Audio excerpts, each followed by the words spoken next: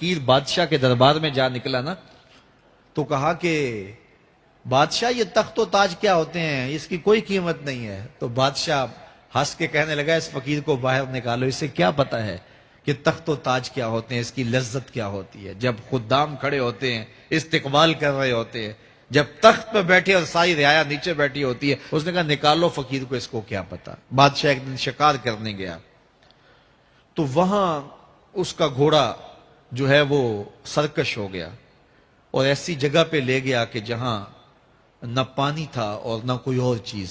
بادشاہ وہاں ہانپ رہا ہے کہ وہی فقیر مشکیزہ ڈالے ہوئے گزرا اور آواز دے رہا ہے پانی لے لو، پانی لے لو۔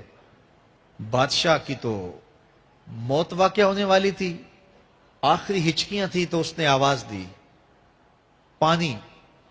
تو اس فقیر نے کہا کہ ہاں تمہارے پاس ہے کوئی قیمت پانی دینے کی؟ اس نے کہا میں بادشاہ ہوں اس ملک کا۔ اس نے کہا ہوتے ہوگے، مجھے غرض نہیں ہے، میں تو بیچتا ہوں پانی۔ اس نے کہا بابا میں بادشاہ ہوں، جو مانگو گے میں دوں گا، مجھے پانی دو، میں مر رہا ہوں۔ اس فقیر نے کہا آدھی حکومت لگے گی۔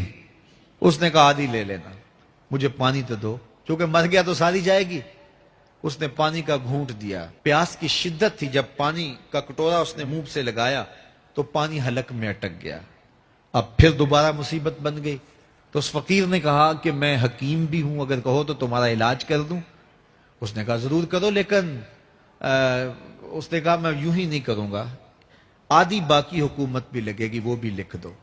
اس نے چمڑے کے اوپر لکھوا لیا، ساری حکومت لکھوا لی اور اس نے اس کا علاج کیا فوری۔ جو اس کے پاس ٹوٹکا ٹونا تھا تو اس کا پانی حلق سے نیچے اتر گیا۔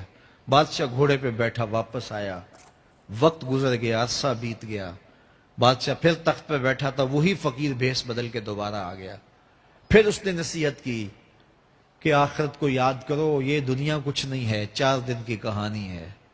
بادشاہ نے کہا تو میرا خیال ہے پہلے بھی کبھی آیا تھا، تو نہیں سمجھتا تخت و تاج کی لذت کیا ہے۔ اس نے کہا اس کی کوئی قدر و قیمت نہیں ہے، چھوڑ اسے، آخرت سب کچھ ہے۔ تو اس نے کہا نکالو اس فقیر بابے کو، یہ اس دن بھی آیا تھا تو آج پھر آ گیا ہے، اپنی راہ لے بابا۔ اس فقیر نے اپنے تھیلے سے وہ چمڑے کی دستاویز نکالی جس کے اوپر اس نے ساری حکومت لکھ کے دی تھی۔ اس نے کہا بادشاہ یہ ہے تیری حکومت کی قیمت، صرف 2 گھونٹ پانی، جس پر تو نازاں ہے، جس پر تجھے فخر ہے، تو قبل اس سے سورج مغرب سے طلوع ہو جائے، توبہ کا دروازہ بند ہو جائے، سانسیں اٹک کے حلق تک آ جائیں اور ہماری زندگی کا دفتر سمیٹ دیا جائے، اور پھر پچھتائیں ہائے جو چند لمحے ضائع کیے، ہائے جو زندگی برباد کی وہ کیوں برباد کی۔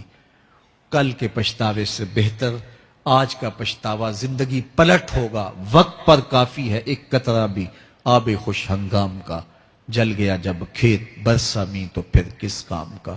آئیے میں اور آپ اپنی زندگی کو مالک کی چوکھٹ پہ، مالک کی دہلیز پہ لے جائیں، اس کے حضور سچی توبہ کریں، رجوع لائیں، اپنے گناہوں سے معافی مانگیں، وہ کریم ایک آنسو سے سارے گناہ معاف کر دے گا۔ اپنی آخرت کی تیاری کریں، کاروبار دنیا بھی کریں، لیکن اصل ہماری زندگی آخرت کی زندگی ہے۔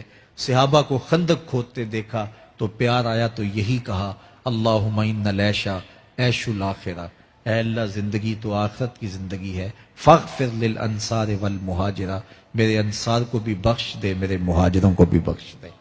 تو اللہ تعالی ہم سب کی مغفرت فرمائے۔